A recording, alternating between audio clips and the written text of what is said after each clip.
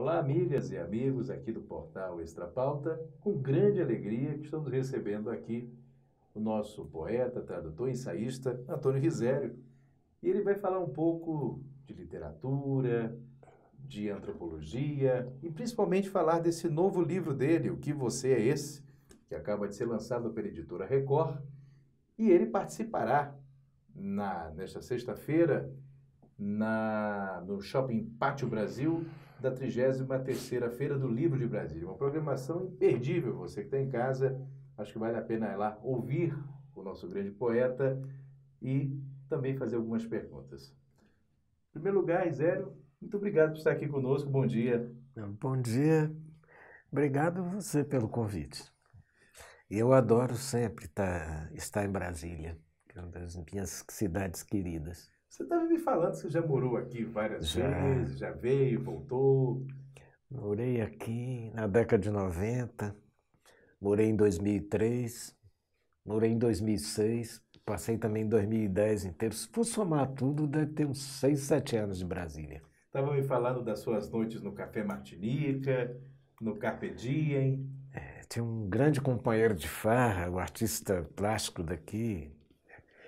Não sei se ele nasceu aqui, acho que nasceu no Rio, que era o Rezende, Reza, O Reza. grande artista plástico. E com Turiba, a turma da Bric-a-Brac, da gente, altas farras em Brasília. E trabalhei muito aqui também. Trabalhei em hospital, trabalhei em centro de pesquisa, trabalhei no Ministério da Cultura também, num período pequeno. Você trabalhou no SARA, que você tinha falado? Trabalhei eu fui coordenador do Centro de Estudos da Rede Sara. Ah, que Quer dizer, a maravilha. gente criou esse centro. Hoje eu nem sei se mais se existe. Maravilha. Então você já tem uma relação com a nossa cidade?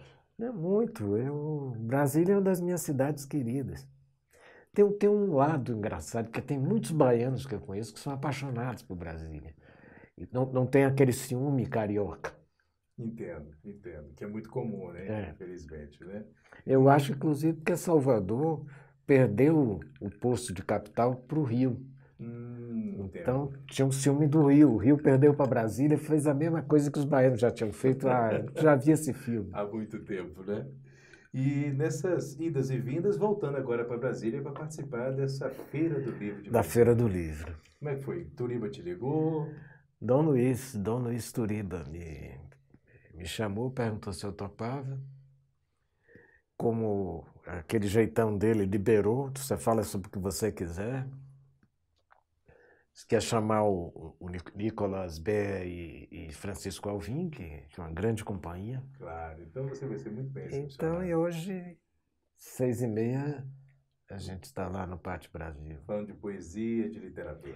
Eu quero falar de uma questão até meio complicada hoje, porque é da absoluta falta de qualidade de quase 100% do que é escrito no Brasil. Gostei do tema. Então fala um pouquinho pra gente. Como é que tá isso? Tá muito ruim? Muito. Eu acho assim, começou-se um discurso supostamente libertário, que na verdade é um discurso conformista, dizer, não, cada um escreve do jeito que escreve, cada um do jeito que isso é que é o importante. Por um lado, isso não é literatura, isso são relatos existenciais narcisistas e geralmente muito mal escritos. Concordo. Por outro lado, não tem libertarismo nenhum nisso. Você dizer assim, cada um faz do jeito que sabe, é você sancionar o status quo. Você dizer, não, tá bom, todos nós somos ignorantes, analfabetos, a educação no Brasil é uma porcaria, e acha que isso está bom? Não. E que ninguém vai A colaborar para gente tem melhorar que isso. ter padrões de exigência, tem que exigir rigor, exigir qualidade, exigir educação de primeira para todas as classes sociais. Eu acho que tem que radicalizar a sociedade democrática no Brasil e não aceitar a opressão cultural, o analfabetismo, etc., e justificar isso com discursos relativistas. Eu fico dizendo que é o relativismo populista. As pessoas chegaram a um ponto de Elas publicam os livros sem ter escrito os poemas. Nossa Senhora, é verdade. Você pega um livro de poesia numa livraria e fala, cadê os poemas?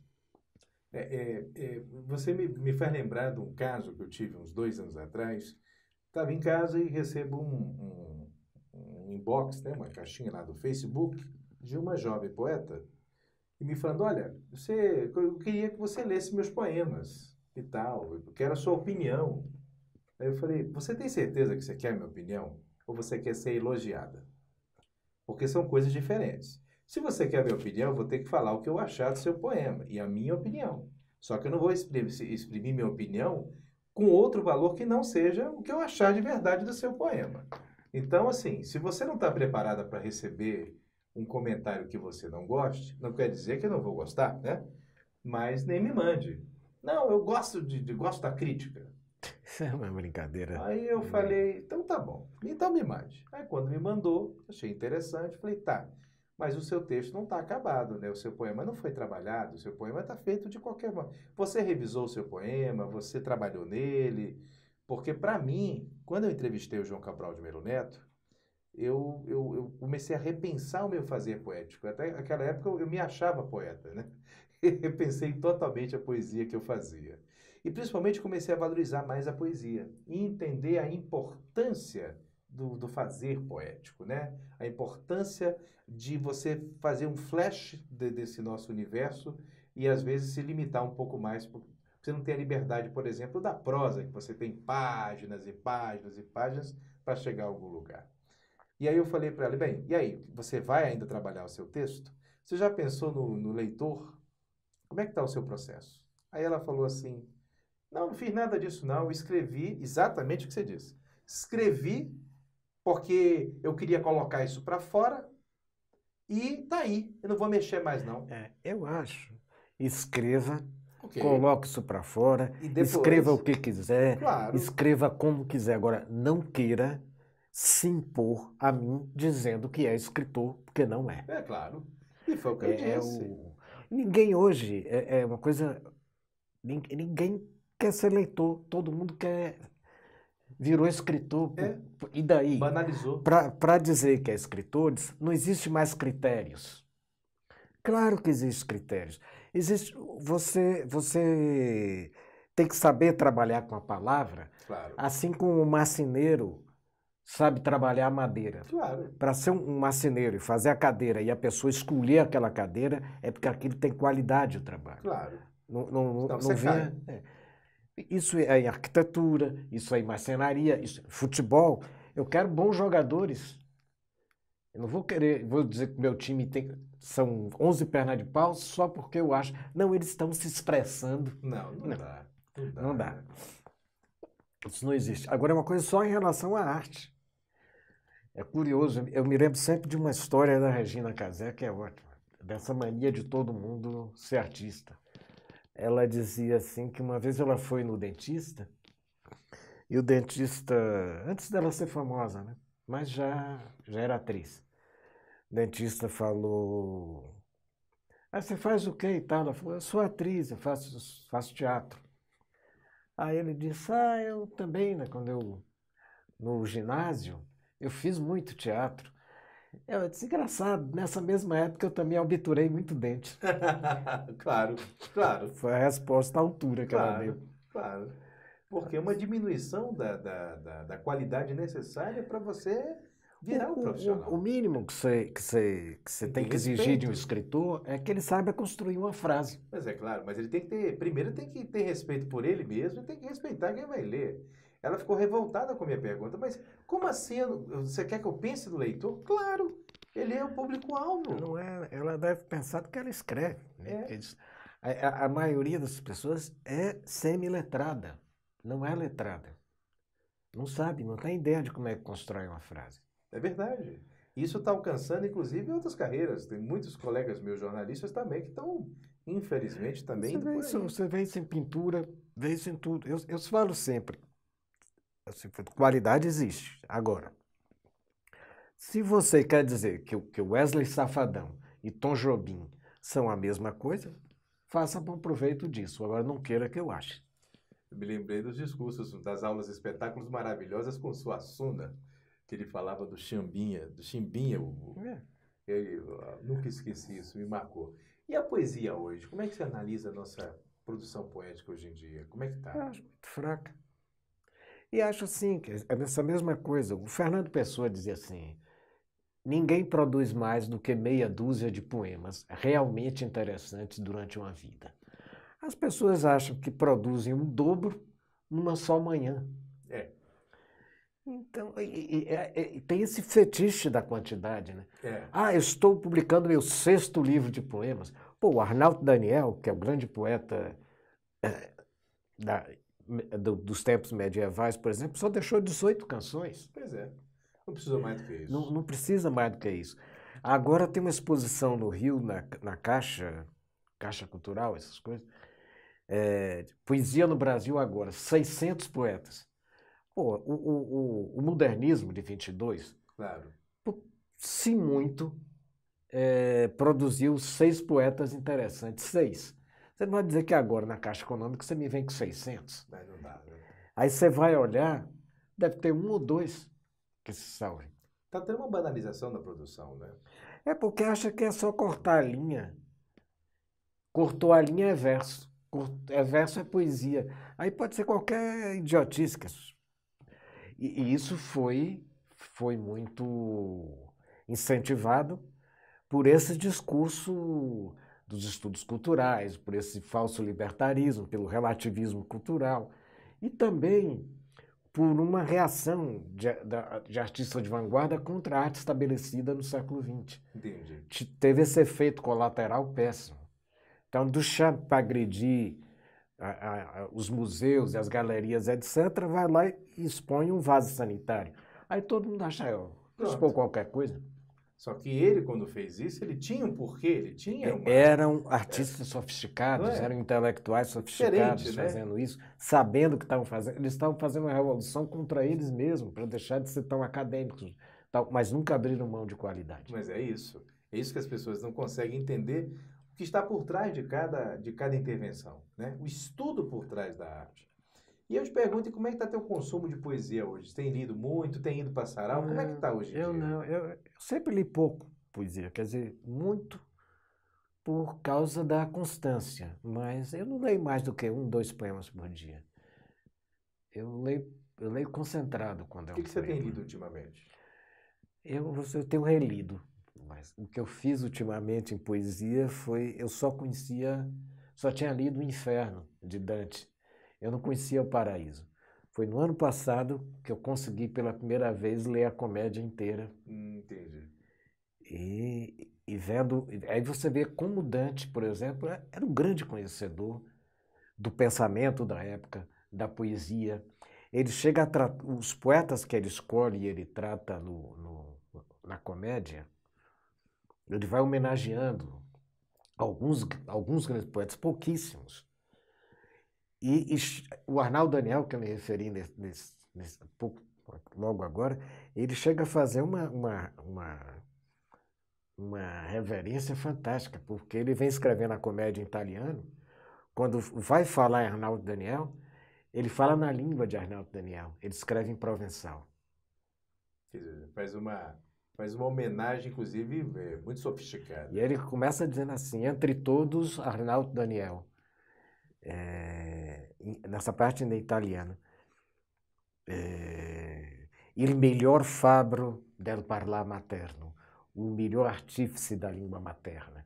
As pessoas deviam se mirar nisso, saber o que é ser artífice, saber o que é língua materna, saber o que Fernando Pessoa quis dizer com minha pátria é minha língua, saber o que é a língua, que é uma das coisas que hoje a gente tem que preservar. Tem que preservar a natureza, tem que preservar a memória histórica e tem que preservar a língua, porque ela está sendo destruída. Completamente. De todas as formas possíveis. E ser destruída por pessoas que querem se dizer escritores é demais.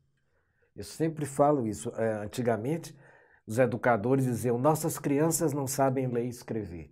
Hoje você pode dizer isso dos nossos escritores. Eles não sabem ler e escrever. Nem escrever. E os professores também estão passando por isso. Então, Seriam os reprodutores. Perderam os critérios. Ficam achando que é libertário não ter critério. talvez os referenciais estão totalmente distorcidos, não? Dos nossos professores e até mesmo dos nossos escritores, porque eles estão perdendo as referências, né? Ou não estão querendo visitar as referências corretas. Você vê por aí? Seria aí o caminho? Que as pessoas estão se perdendo porque também não sabem mais aonde se segurar. E inventaram uma acusação. Se você lê Shakespeare, lê Dante, você é elitista. Muito engraçado. Aí você perde o referencial necessário. E como é que você constrói uma casa sem saber nada de engenharia? Sem saber colocar aquela parede? Eu digo, saber engenharia tanto em termos, pode ser em termos eruditos quanto em termos práticos, tanto mestre de obra quanto engenheiro, mas saber fazer. O saber fazer é que está perdido. Esses dias atrás, um colega nosso, que também é poeta, o Zé Carlos, que é editor de cultura do Correio Brasiliense, numa discussão lá na feira, disse que ele não vai mais para os saraus porque ele não consegue ouvir tanta besteira e, ao mesmo tempo, só vão sempre as mesmas pessoas. Então, ele acha que está sempre falando para o mesmo grupo e ele não vê sentido nisso, ele não tem ido mais. Para o seu mesmo grupo, eu não acho problema. Agora, o que eu acho é que houve uma queda muito grande de qualidade em tudo. É impressionante. Não dá, né? Houve vários movimentos que foram celebrando isso antes de chegar ao ponto que nós chegamos hoje. Teve uma época que o Brasil inteiro passou a fazer haikai. Virou moda, né? Era modinha no momento. Então, o haikai, que é uma coisa da concisão japonesa, extremamente sofisticado. Essa onda do haicaísmo, essa febre, ela colocou a concisão japonesa a favor da tagarelice nacional. Entendi. Houve um paradoxo. Todo mundo aí passou a dizer, caiu uma água não sei onde, correu aqui pelo asfalto, a lua brilhou em tal lugar. Aí cai. Vou tomar banho, me poupe. E hoje, como é que está a tua poesia? Está escrevendo? Pouquíssimo, continua? eu escrevo pouco. Agora eu fiz uma coisa mesmo, vou sair um livro, eu estou acabando de preparar com todos os meus poemas. Eu fiz uma coisa que as pessoas, é o contrário disso que eu estou falando, que eu juntei todos os meus poemas, desde a década de 70 até hoje, para publicar a coisa completa. Mas aí eu tirei mais ou menos os 80 dele. Eu achei isso não vale a pena e joguei no lixo. Não gostou? Não vale a pena. Isso aqui nem não tem que ser lido, não precisa ser lido. Perder tempo com isso. Só porque eu estou, não é eu me expressando, não. Deixa de mão, que não tem qualidade, não tem qualidade. Tem, deixa para lá. E vamos falar um pouquinho de que você é esse. Me fala um pouquinho da polêmica desse livro, que foi refutado primeiro pela editora 34, e aí teve uma briga danada até chegar à publicação pela Record. Ele foi censurado, estava tudo pronto, ia sair pela editora 34, mas aí que é curioso, que é um grupo tem uma garotada petista, na verdade, que era engraçado porque em 2013 foram para as ruas contra o sistema e contra o PT e contra tudo, nas passeatas de 2013. Mas logo depois, em 2015, quando começou a história de impeachment, não sei o quê, essa mesma meninada que vinha fazendo uma manifestação muito interessante politicamente de não nos representam, virou o contrário, passou a fazer manifestações pró-Dilma, pró-PT, não sei o quê, achando que tinha caído no colo dela uma missão histórica de salvar a democracia brasileira. Era tudo muito ridículo. E achavam que o livro, porque eu criticava muito o sistema político brasileiro, o marketing, a corrupção e a política, que de qualquer forma o romance podia contribuir para uma coisa anti-Dilma e até para contribuir para o impeachment, quer dizer, uma fantasia delirante, achar que um romance pode derrubar um presidente. Um caso raríssimo, isso pode acontecer uma vez em 1000 anos. É um delírio de editor, você se achando, se dando uma importância que, na verdade, o editor não tem, nem o livro tem, nem a editora tem. Mas aí, essa foi a discussão. E você foi censurado. Aí disseram que não iam publicar. Eu falei, tudo bem, publica outra editora, né? Aí eu comentei com os amigos que tinha sido censurado. Aí a Mônica Bergamo, na Folha de São Paulo, ficou sabendo. Ela me ligou, disse, com essa história e tal. Aí eu falei, Mônica, como é que você soube? Se eu só comentei entre amigos. Ela falou, você tem muitos amigos e boa parte dos seus amigos também são meus amigos. E aí eu contei a ela, que ela chegou e fez umas... noticiou na coluna dela na Folha. Aí pronto, aí virou Virou o... Agora, isso nem é a coisa principal do livro, porque a coisa principal do livro são, são contos que lidam com o Brasil, desde o Brasil indígena até a Amazônia, depois de Euclides da Cunha. Quer dizer, os grandes temas históricos, políticos, culturais brasileiros eu fui abordando. Religião, candomblé, escravidão, sociedade indígena e tal. Tudo, claro, recriado esteticamente. E corre porque são dois planos o livro. Tem esse, que é dos textos históricos, que esclarecem o presente. O presente é a minha geração, da década de 50 até hoje, passando da década de 60, por clandestinidade, luta contra a ditadura, contra a cultura, drogas, rock, revolução sexual, depois até a luta pela anistia, redemocratização, até chegar à ecologia e essas coisas. É um retrato de geração, só que a geração também reflete sobre o país, então tem esse lado histórico. É um romance sobre a vida brasileira. Eles baratearam com esse negócio de... Nem fala em impeachment, nem Dilma, não tem isso no livro.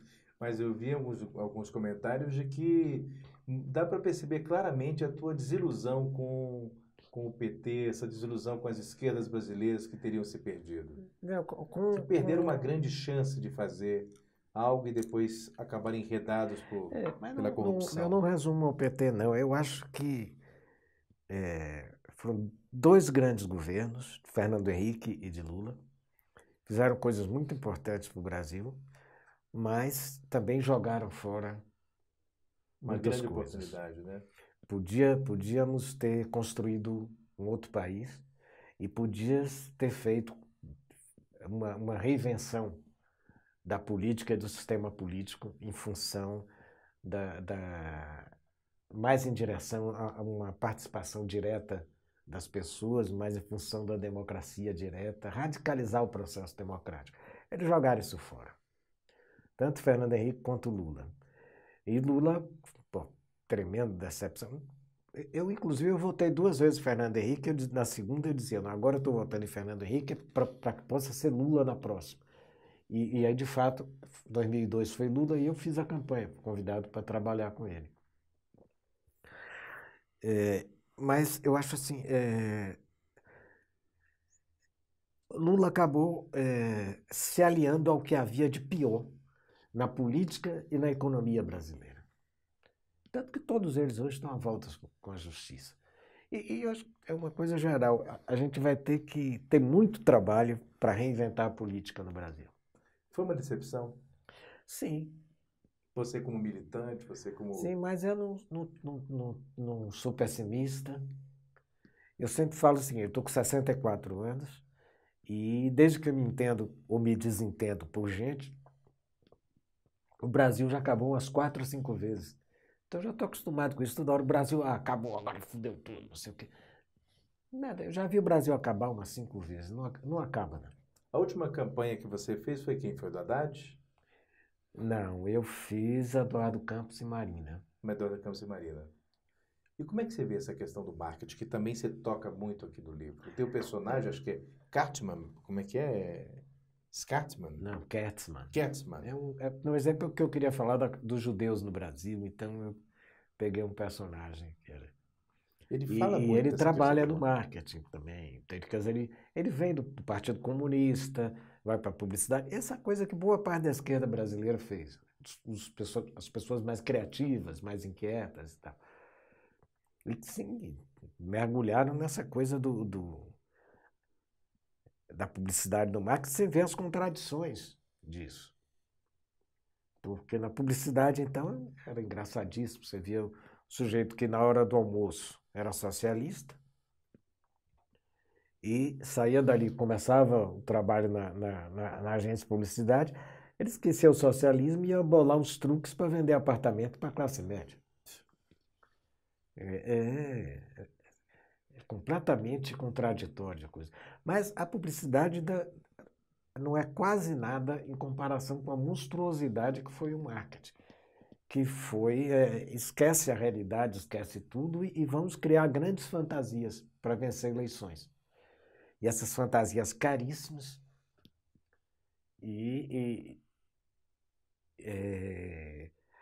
vamos dizer assim, pegando um povo sem muita memória histórica e política, com baixas defesas imunológicas a esses grandes truques eletrônicos, e fizeram esse discurso de enfeitiçamento da população. Ao ponto a coisa máxima disso foi 2014, eu acho, com Dilma, que é eleger ela em nome de uma coisa e ela começar a governar no outro dia em nome de outra. Mas as pessoas não votaram em Dilma, elas votaram no truque do marketing. Eu mostro como é que se constrói uma campanha. Essa ilusão, não é? Como é que você define as coisas? Isso aqui vai ser feito assim, isso aqui. Onde é que essas coisas convergem?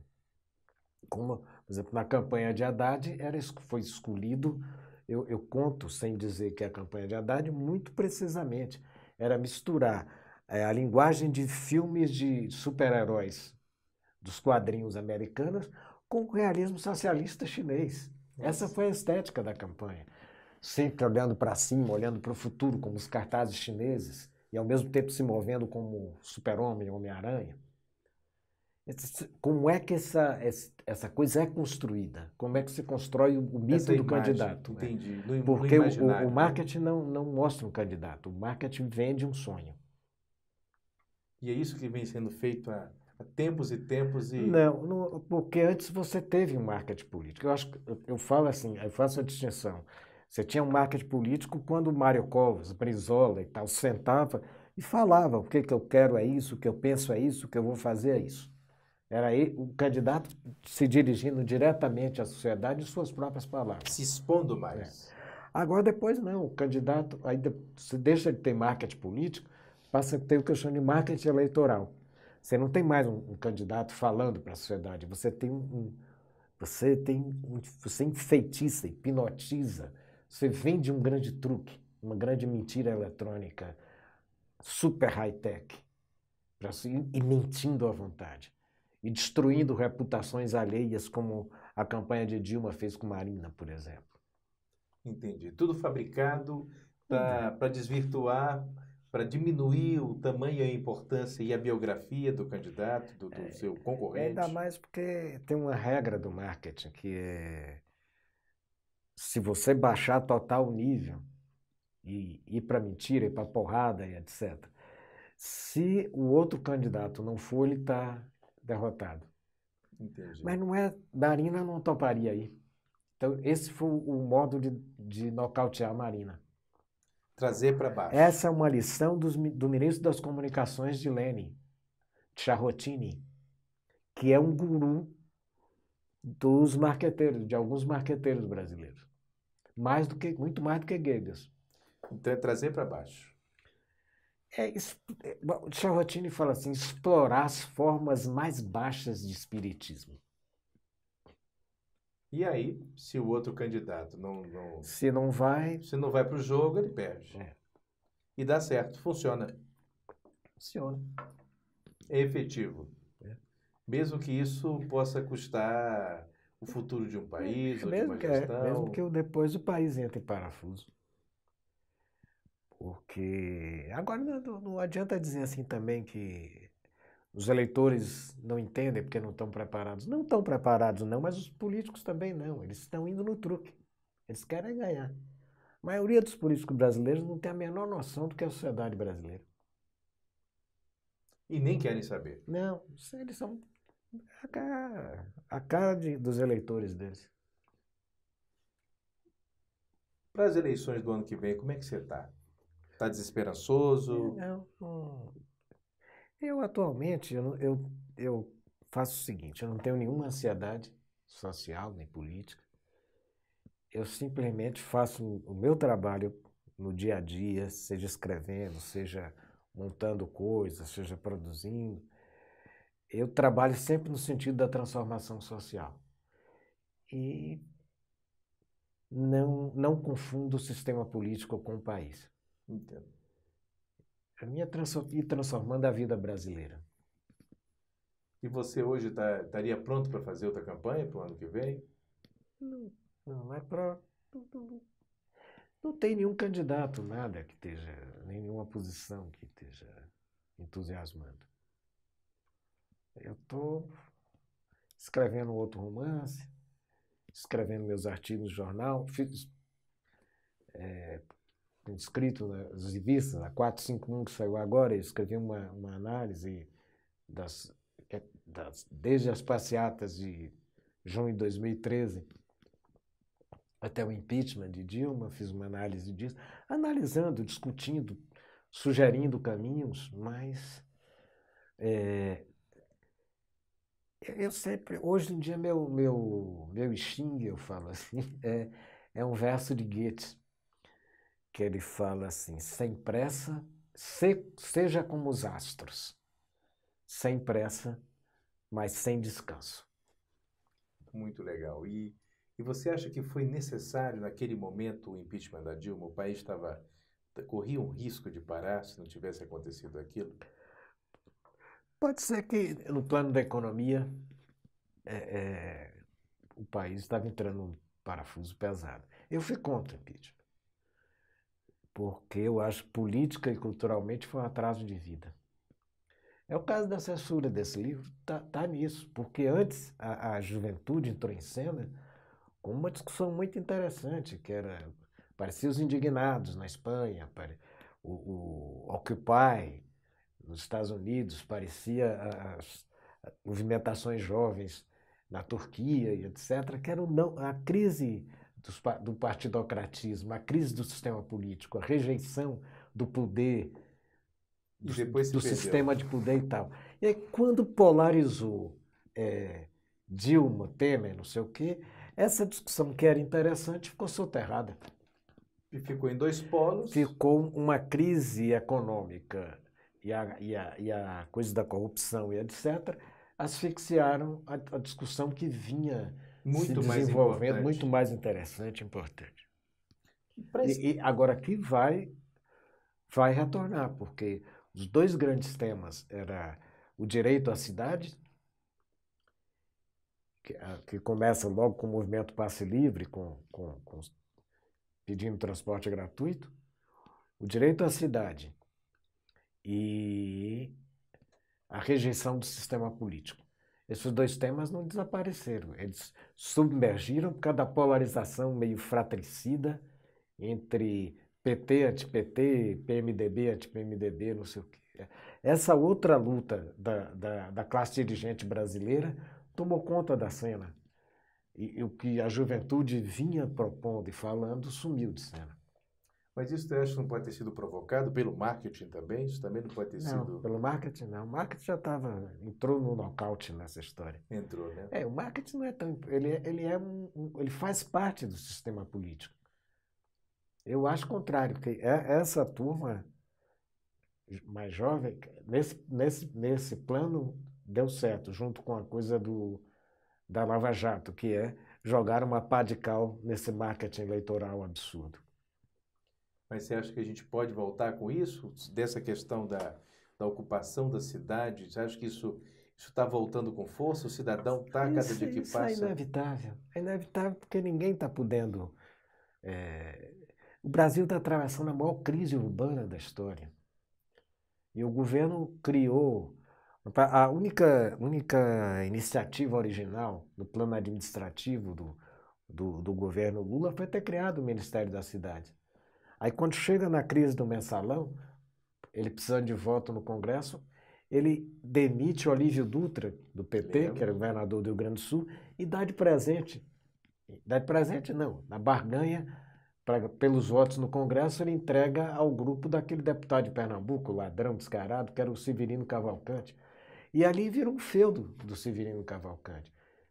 Dilma, na campanha dela em 2010, uma das 3 ou 4 promessas centrais era fazer a grande reforma urbana nacional. Ela foi eleita e jogou isso no lixo. O Ministério da Cidade continuou sendo coisa da barganha. E de lá para cá nunca mudou. Nada. Se Então, desvirtuou, se perdeu. só que as pessoas vivem na cidade e a vida na cidade está cada dia mais complicada. E quando o movimento Passe Livre brinca chama atenção o transporte gratuito, é uma coisa que a gente não presta muita atenção. No plano piloto em Brasília, por exemplo, quase ninguém. É que a maioria dos deslocamentos da locomoção nas cidades brasileiras é feita a pé até hoje. Porque as pessoas não têm dinheiro para ônibus, nem para metrô, nem para trem. Então, e essa discussão está fora, né? Ainda. Mas essa discussão não acaba. Vai estar sempre presente. Ela vai voltar ao palco mais acesa do que aquela época. Você acha que nessas eleições isso vem com força? Nas eleições eu não sei, porque as pessoas evitam esse tema. Ninguém está discutindo cidade a sério. E os políticos, de um modo geral, acham que isso é bobagem. Arranja emprego para todo mundo aí, que todo mundo esquece o problema urbano. Mas não é assim. E a questão dessa verdadeira ojeriza aos partidos políticos? Isso já está. Isso está muito forte. Eu acho bom. Eu quero que esse sistema político naufrague inteiro. O que é que vai... Não poderia ser feita uma reforma com essa quantidade absurda de partidos que estão aí? Sim, mas qualquer reforma é um paliativozinho. É pontual. Claro. Não vai... O que é que vai alterar em vez de 36, sei lá, partidos, vocês ter 8, 6? Mantendo o mesmo sistema. Você pode ter 2 partidos, 4, todos eles, essa mesma classe política, como você diz, vai estar distribuída dentro desse partido, com suas facções, suas alas, não sei o que. O que tem que detonar essa gente? Tem que mudar o sistema. Eu acho, tem que escorraçar Dilma, Temer, Rodrigo Maia, tudo isso. Tem que recomeçar. Como fazer isso só não tem fórmula. Não. Começar a reinvenção disso. É fazer o caminho caminhando. Agora, esse sistema faliu, acabou. E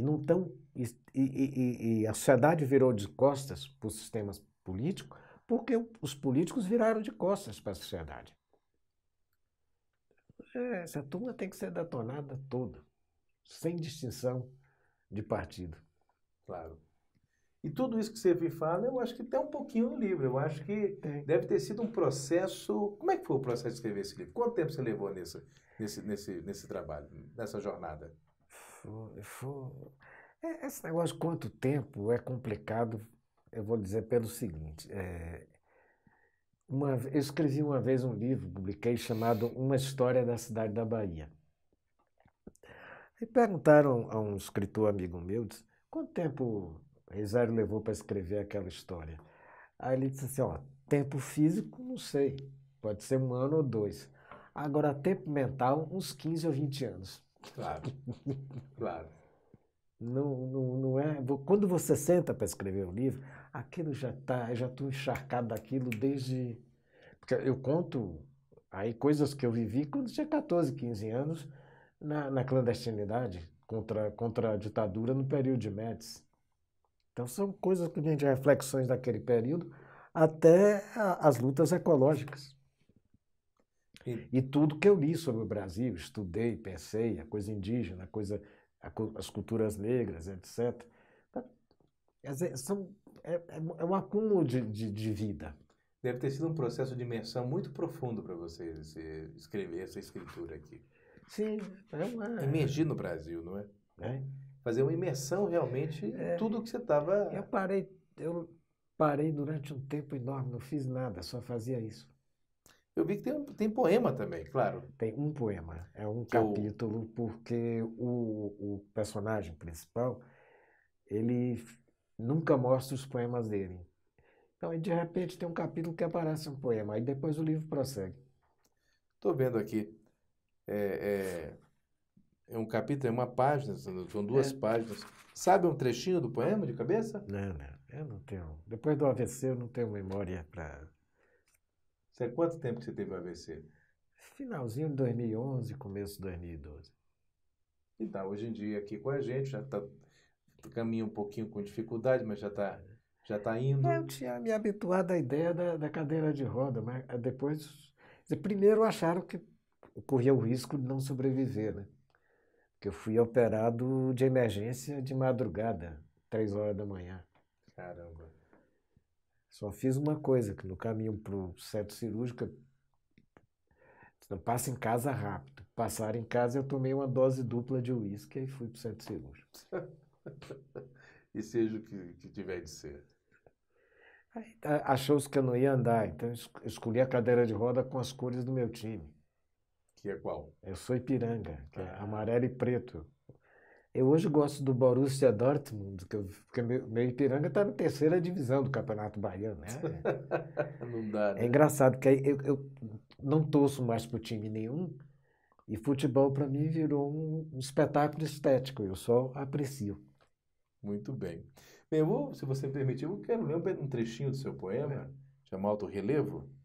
Criptomaníaco sou, e o que anuncio? Decifro qualquer esfinge, a quem acredite, mas para dizer a verdade, minto.